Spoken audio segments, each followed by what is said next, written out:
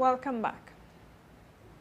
152 passengers and crew lost their lives in a tragic plane crash in Pakistan today. Initial reports have blamed bad weather for the tragedy.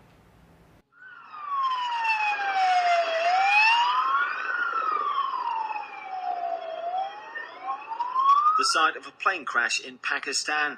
A passenger jet carrying 152 people coming down in bad weather in the heavily forested hills surrounding the capital, Islamabad. At least 20 people have been killed and 5 others wounded, but many more are feared dead. The cause of the air blue crash not immediately clear. Civil aviation officials saying the plane had left Karachi earlier on a 2-hour flight and had been trying to land during difficult weather. Guards with the Forestry Service finding wreckage and at least 5 bodies. Pakistani news channels showing the smouldering wreckage of the Airbus A321 as a helicopter hovered overhead to assess the situation. Fire was visible and smoke was billowing up from the scene. The army said it was sending special troops to the area to help out along with helicopters. Dozens of relatives of passengers gathered at the Benazir Bhutto International Airport in Islamabad, desperately trying to get information about their loved ones. Our thoughts and prayers are with the families of those lost. In other news tonight, it's being hailed as a big victory for animal rights activists in Spain. The Catalonian state voted this morning to ban the world-famous sport of bullfighting. Al, this vote today, was it about animal welfare or was it about political point scoring?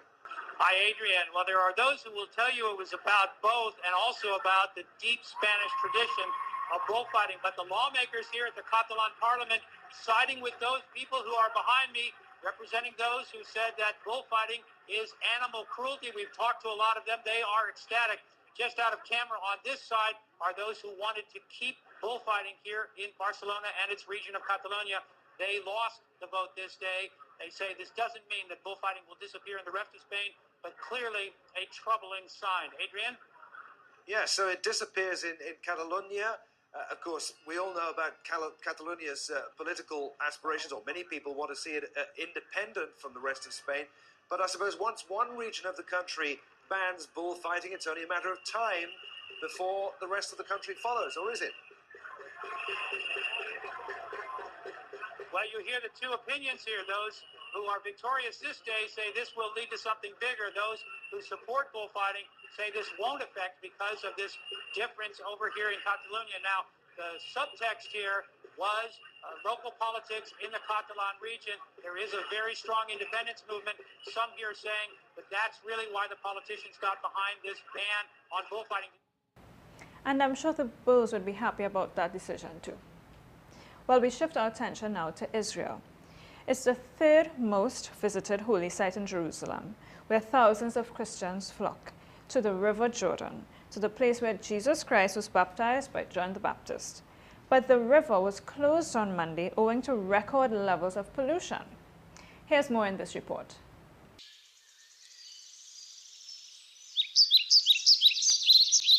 The River Jordan was closed to the public on Monday, July 26th, when preliminary tests on samples of the river's waters showed high levels of raw sewage and agricultural chemicals. As such, Israel's Ministry of Health has banned Christian pilgrims from entering the holy site. The decision came in response to immense pressure from environmental group Friends of the Earth Middle East, FOEME. The group asserted that raw sewage being pumped into the River Jordan from Israeli, Palestinian, and Jordanian sources had resulted in a very unholy mix, where in addition to raw sewage, there was also evidence of pesticides, fertilizers, and also hormone-enriched effluent from fish farms. The decision to close the River Jordan has sparked much controversy. There is an uncompleted $2 million refurbishment project designed to attract more pilgrims to the Holy Land's 3rd most popular site. To date, approximately 100,000 people visit the site at Qasr al-Yahud each year to be baptized in the holy waters. On Monday, red and white tape barred access to the Jordan on the Israeli side, while access was still open to those visiting the Jordanian side of the river. Jordan's Minister of Tourism, Rafi Ben-Hur, had this to say: "I don't know with what authority the site was closed. I was very upset at this initiative. We will do everything to keep this site open. We believe it's safe to be baptized in this water." FOEME Director Gideon Bromberg disagrees. He believes that in the long term, the river is in dire need of rehabilitation. Currently, 98% of the water is diverted by Israel, Syria and Jordan, mainly for agricultural use, which means the pollutants are highly concentrated. The temporarily postponed refurbishment project will provide wheelchair access to the site, area landscaping to the river banks, and shaded shelter from the blistering sun. There is, however, no mention of a river cleanup in the project's budget listing. Both officials and tourists are awaiting the final decision on the future of these holy waters. This has been Kimberly Martins for WE News.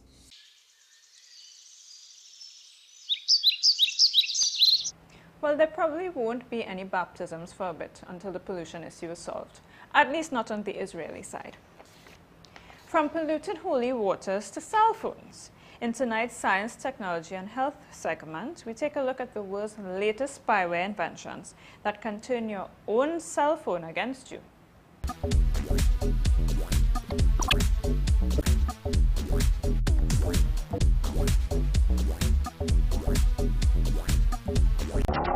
These people are having a phone conversation. Hey, how's it going? It's going well. How are you?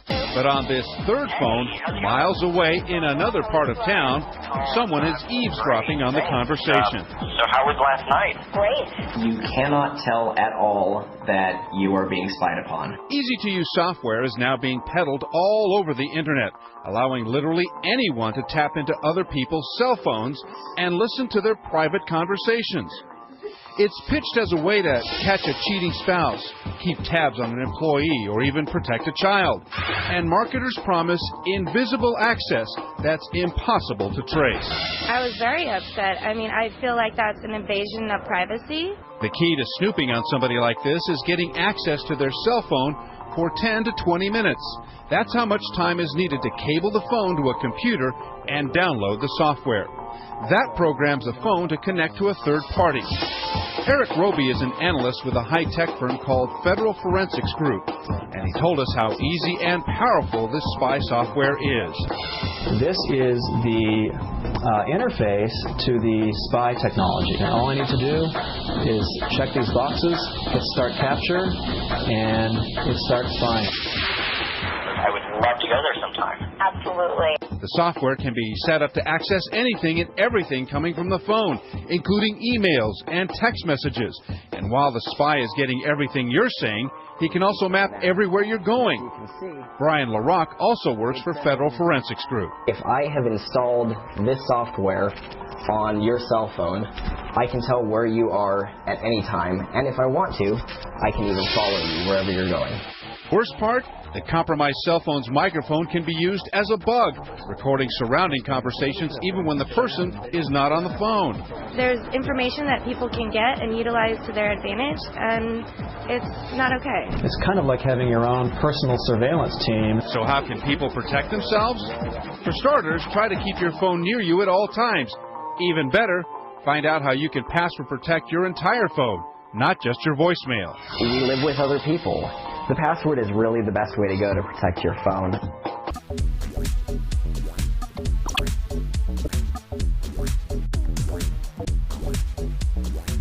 So apart from the personnel issues that these spyware can create, governmental bodies are also taking notice. The United Arab Emirates have placed a ban on Blackberries, claiming that it's a matter of national security. Well, here's Jomo Williams to tell us what he thinks of that move. Ping, ping, ping, ping, ping, ping. That is the sound of yet another BBM being delivered. Now, if you are like me, to you that must have become the most upsetting sound in the world. However, we live in an age of technological advancement and everyone is looking for the next big thing that is supposed to make their life easier. So it's either you get with it or get out the way. I mean, it's not like we could restrict the use of Blackberry phones. Or so I thought. The United Arab Emirates, or UAE, has said that it could move to restrict or monitor Blackberry mobile phones as they pose a national security risk.